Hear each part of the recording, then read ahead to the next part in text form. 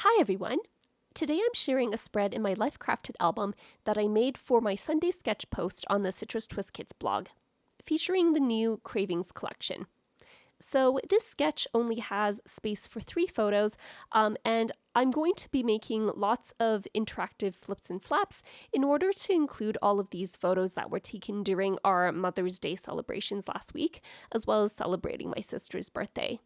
So Mother's Day is actually the same day this video is going to be posted, so happy Mother's Day to all you mothers out there. But we were celebrating a week earlier because I wasn't going to be in town this weekend, so that's why I have the photos already for this spread. Here I have some of the digital pattern papers that I've printed out from the Cravings kit, and I'm going to work on the left page of my layout for this spread using that sketch. So starting out with the darker blue floral pattern paper as my main background and the extra piece of ledger paper as the strip that's going on the right side of that page. I've also printed out 11 photos in total. The horizontal ones are about 2¼ inches wide by 1 3/8 inches tall, and the vertical ones are 1 3/4 inches wide by 2¼ inches tall. I've decided to change up the orientation of the bottom left photo to be a landscape orientation instead of a portrait orientation, and that's just because most of the photos that I've taken on that day are landscape ones. And I'm going to be making those little flip-ups for those in a bit. But before I get into doing that, if you look closely at the sketch that I'm using, there are those translucent looking rectangles in the background, and I decided to use layers of vellum to achieve that same effect on my page. So I just have a few scraps of vellum here, and I'm just cutting them up into smaller pieces, kind of keeping in mind the proportions of the pieces shown in the sketch, but I'm not being too exact about it. So just playing around with the layering a bit here. And once I'm satisfied with the way things are positioned, I'm going to start attaching my layers down. Now, because the vellum is translucent, I want to make sure that I'm not adding adhesive to any parts that are going to be visible on my finished spread. So for all these pieces on the right side here, instead of adhering them down all individually, I'm going to add adhesive to the back of that strip of ledger paper and adhere that over all those layers of vellum, and that's just going to sandwich them all in. And for those smaller pieces on the left side, I'm just adding a bit of my Tombow Mono permanent adhesive tape runner to the parts that are going to be covered up by my photos.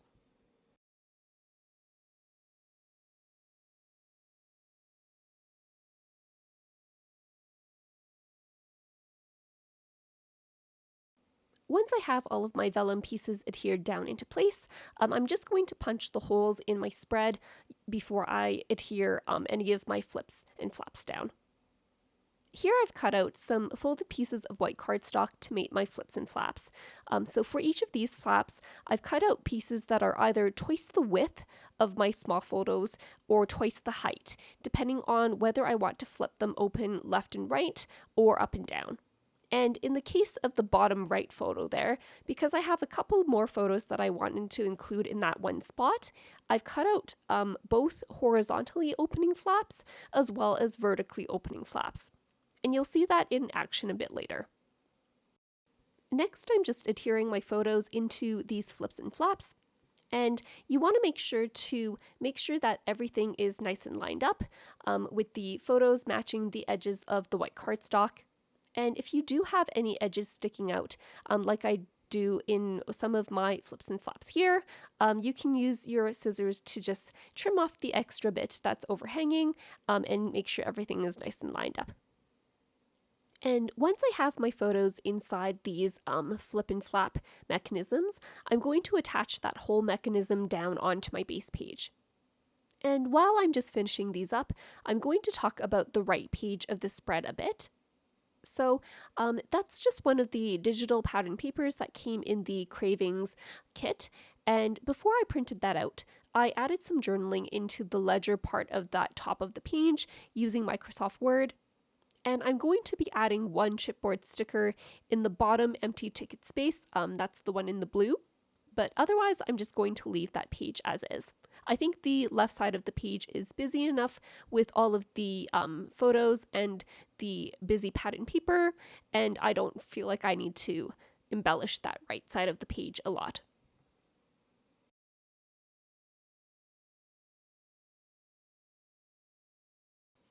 Now that I have all of my flips and flaps attached down onto my base page, I'm going to add the 2 embellishments that are shown in the sketch. So I actually really liked the way that chipboard sticker in the sketch looked in my photos. That's the one that says living for the moment, and that is also from the Cravings kit.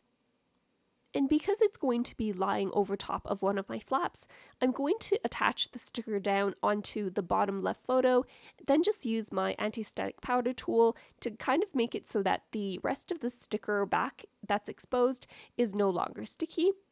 And I'm going to do the same thing for that flower puffy sticker that I'm going to add to the top photo there. In the sketch, it does show a larger photo, but I just felt like that would cover up too much of that tiny short photo there. So that's why I'm just using that shorter puffy flower sticker.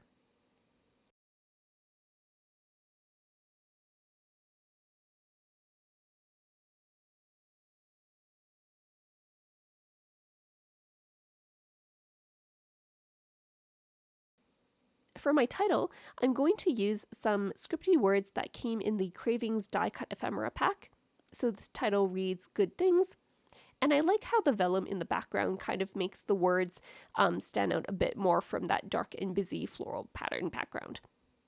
So just attaching those words down with my Zig 2-way glue pen. And I like using this fine-tipped glue pen for attaching these more delicate die cut pieces because you can really use that fine-tipped pen to get into all those detailed areas and make sure that this piece stays down on your page.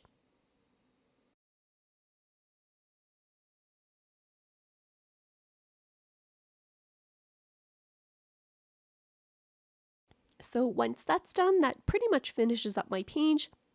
Oh, except for this chipboard sticker that I'm going to add inside this blank ticket spot here.